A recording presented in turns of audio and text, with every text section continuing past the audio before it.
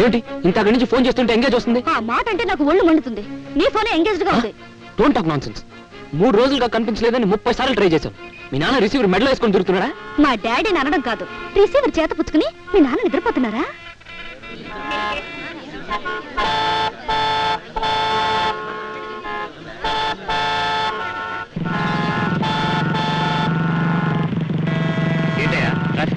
ఒక అబ్బాయి అమ్మాయి రోడ్డు మధ్యగా కబుర్లు చెప్పుకున్నారు సార్. నేను వెళ్ళి చూస్తాలే.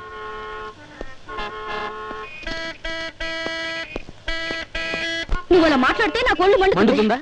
నాకు ఇంకా ఎక్కువ మండుతుంది. హాయ్ మురళి, నువ్వా? రాము ఏమిట్రా ఈ పోలీస్ డ్రెస్? ఈ ఊరు కొత్తగా ఇన్స్పెక్టర్ గా వచ్చేలేరా? వెరీ గుడ్, సమయానికి వచ్చావు. ప్రేమించిన వాడికి ఎదురు సమాధానం చెప్తుంది ఈవిడ. అరెస్ట్ చేసి ముందు తనని అరెస్ట్ చేయరాము.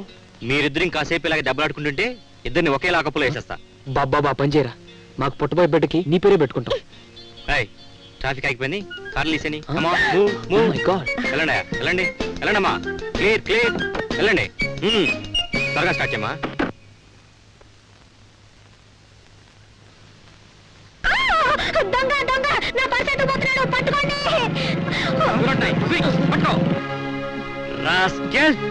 పర్సులు కొట్టేస్తావా? 209 స్టేషన్ లాకప్ లో తోసేయ్. ఇదిగో మేడం మీ పర్స్. థ్యాంక్స్ అండి. డబ్బంతా ఉందో లేదు చూసుకోండి. పర్వాలేదండి, ఉంటుందిలేండి. ఉంటుందని చెప్పడం కాదండి, దొంగిలించబడ్డ వస్తువు మా ద్వారా మీకు అందినప్పుడు చెక్ చేసుకోవడం ఫార్మాలిటీ. డబ్బుందో లేదో చూసుకోండి. ఉంటుందండి. ఎందుకండి అంత మొహమాటం? నేను చూస్తా లేవండి.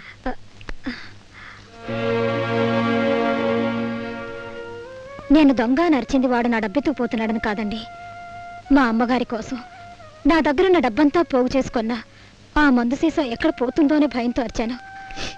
సారీ, ఈ మాత్రం దానికే మిమ్మల్ని శ్రమ పెట్టాను. కొన్నింటి విలువ డబ్బుతో కట్టకూడదండి, నాకు తెలుసు. ఈ మందు సీసా మీకు ఎంత అవసరమైందో. థ్యాంక్స్, నేను వెళ్ళొస్తానండి. వెల్కమ్. రాజా, మీ నాన్నగారు మన పెళ్లికి ఒప్పుకోపోతేనే మా నాన్నగారు ఒప్పుకున్నారు. మనం ఇప్పుడే పెళ్లి చేసుకుందాం. నేను ఒప్పేసుకుంటున్నాను, మీరు పెళ్లి చేసుకోండి. నువ్వు ఒప్పుకోవటం ఏంటయ్యా? అవి నీ కూతురా? అవును. తర్వాత నా డైలాగ్ ఏమిటో చెప్పు. ఈ డైలాగు, విష్ణు ఇది సోషల్ నాటకం, ఇందులో విష్ణు బ్రహ్మలు ఉండరు. విష్ణు, ముందు రిహార్సల్ ఆపండిరా, నాకు ఒక సమస్య వచ్చింది. రిహార్సల్ ఆపియాలా బాబు? ఎల్లుండే నాటకం, నాకు ఇంకా పోర్షన్ రాలేదు. జనం రాళ్ళు చెప్పులు ఎట్టు కొడతారండి. మీకేమి? మురళి గారు, కాంట్రాక్టర్ని, టికెట్ కూడా అమ్మేశాను. జనం వాళ్ళు కొట్టరు, నన్ను కూడా పిలుస్తారు. అది కాదయ్యా, నా సమస్యకు ఒక దారి చూపిస్తే మళ్ళీ మీ దారిని మీరు రిహార్సల్ చేసుకోవచ్చు. అసలు నీకు వచ్చిన సమస్య ఏమిట్రా? ఒరే చక్రం, నేను చెల్లెల్లా చూసుకునే పద్మ తెలుసు కదా, ఆ అమ్మాయికి అర్జెంట్ గా ఉద్యోగం ఇప్పించాలి. మా ట్రూప్ లో కష్టం తాగే ఉద్యోగం ఖాళీగా ఉంది. భద్రం గారు, అడ్డమైన ఉద్యోగాలు చేయడానికి మీలాంటి నాలాంటి మనిషి కాదు. మీరు ఊరుకోండి. ఒరే, మీ నాన్నగారు చెప్పినట్టు ఎవరి చేతనా చెప్పిస్తే ఎలా ఉంటుంది? ఐడియా. హలో మేనేజర్, కేశవరావు గారు లేరా? లేరండి. మీరు? నేను ధనంజయరావు గారు అబ్బాయిని. మురళి. ధనంజయరావు గారు అబ్బాయి మీరా? మా బాస్ ఎప్పుడు మీ గురించే చెప్తుంటారు. రండి. మా నాన్నగారు ఏదో ముఖ్యమైన పని మీద వచ్చారు. మీ నాన్నగారు ఇక్కడికి వచ్చారా? అయ్యా బాబోయ్, పిలవండి. ఎందుకు ఇక్కడ ది గ్రేట్ ధనంజయరావు? అవును, మీ బాస్ గాడు, మా ఫ్రెండ్ గాడు కేస్ గాడు ఎక్కడ? సారీ సార్, కేశవరావు గారు మనవడు పుడితే చూడడానికి వాళ్ళ నేటివ్ ప్లేస్ కి వెళ్ళారు. ఆ కేస్ గాడు చిన్నప్పటి నుంచి అంతే. స్కూల్ ఎగ్గొట్టి తాతగారింటికి పోయేవాడు, పెళ్ళైన తర్వాత ఆఫీస్ ఎగ్గొట్టి అత్తవారింటికి పోయేవాడు. ఇప్పుడు బిజినెస్ మానేసి మనవాడిని చుట్టానికి నేటివ్ ప్లేస్ కి పోయాడా?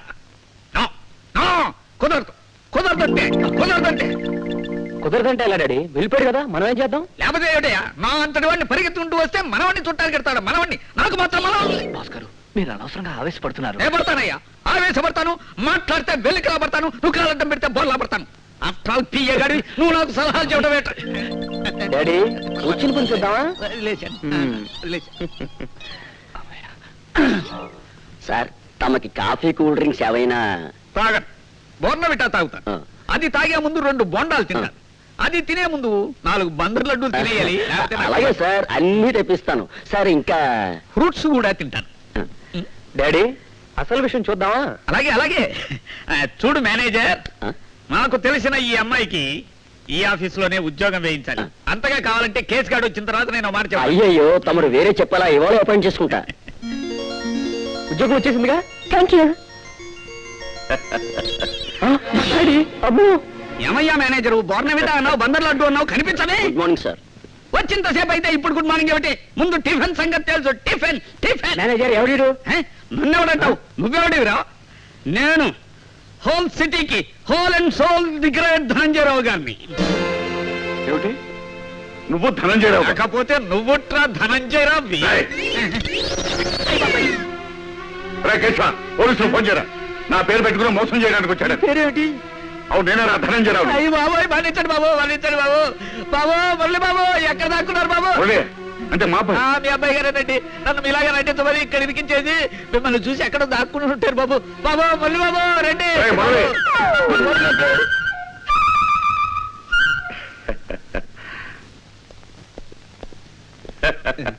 మురళి, ఈ మాత్రం దానికి ఇంత నాటకం ఆడాలా?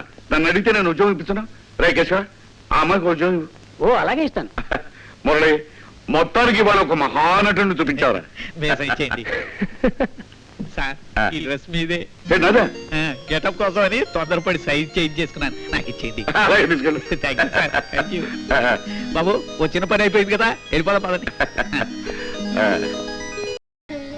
ఏంటమ్మా? ఇవాళ శనివారం కదా బాబు, వెంకటేశ్వర పూజ చేశాను. అమ్మా ప్రతిరోజు తులసికోటకి ప్రతి శనివారం ఏదో దేవుడికి పూజ చేస్తుంటావు, ఎందుకోసం అమ్మా? ఈ పూజలన్నీ నీకోసమేరా బాబు. బ్రతుకులో నువ్వు ముందుకు వేసే ప్రతి అడుగు విజయానికి దగ్గర కావాలనే బాబు నేను ఆ దేవుడికి పూజ చేసేది. Murali Murali aunty Murali aunty aunty మనవాడు ఎస్ఎస్ఎల్సి చచ్చా ఎస్ఎస్ఎల్సి నేను కదా చదివింది. మనవాడు ఎల్ఎల్బి రిజల్ట్స్ వచ్చాయి. మనవాడు స్టేట్ ఫస్ట్ వచ్చాడు. ఇదిగో తీసుకో ప్రసాదం. అమ్మా ఇదిగోనమ్మా, నా నంబర్ స్టేట్ ఫస్ట్ వచ్చినట్టు ప్రత్యేకంగా రాశారు. నాకు తెలుసు బాబు, నేను నీ మీద పెట్టుకున్న ఆశలన్నీ నెరవేరుతాయని. అమ్మా నేను ఈ రోజు ఇలా ఫస్ట్ క్లాస్ లో పాస్ అయ్యానంటే అందుకు కారణం నువ్వేనమ్మా. తల్లిగానే కాక ఒక గురువు గాను ఒక దైవం గాను నా వెనక నిలిచి అనుక్షణం నువ్వు ఇచ్చిన ప్రోత్సాహమేనమ్మా నా విజయానికి కారణం. అందుకే ముందుగా నువ్వే దీవించాలి. తల్లి దీవెనలు బిడ్డకి ఎప్పుడూ ఉంటాయి.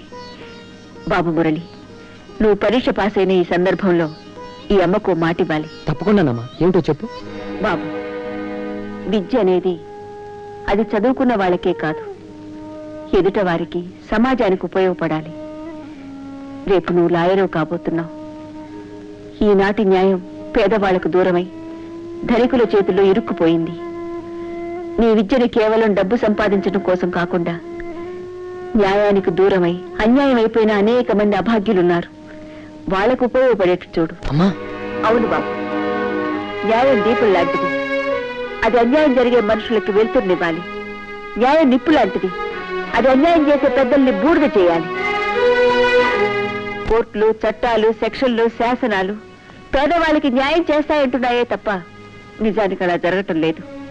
బాబు, పేద గొప్ప తేడా లేకుండా, తనవాడు పరాయివాడనే భేదం లేకుండా న్యాయాన్ని నిలబెట్టడమే నీ ధ్యేయంగా పెట్టుకోవాలి.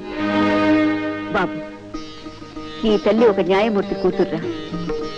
తను పేదరికుల్లో బతుకుతున్నా డబ్బుకు ఆశించకుండా న్యాయం కోసం, పేదవాళ్ల కోసం వాదించి వాదించి న్యాయస్థానంలోనే ప్రాణాలు విడిచిన మహానుభావుడ్రా ఆయన. అందుకే ఆయన జీవితాన్ని ఆదర్శంగా పెట్టుకుని నిన్ను పెంచాను. నీతికి, నిజాయితీకి, మంచికి, మానవత్వానికి మరో రూపంలో నిన్ను తీర్చిదిద్దాను. పట్టుబట్టి నీ చేత న్యాయశాస్త్రాన్ని చదివించాను.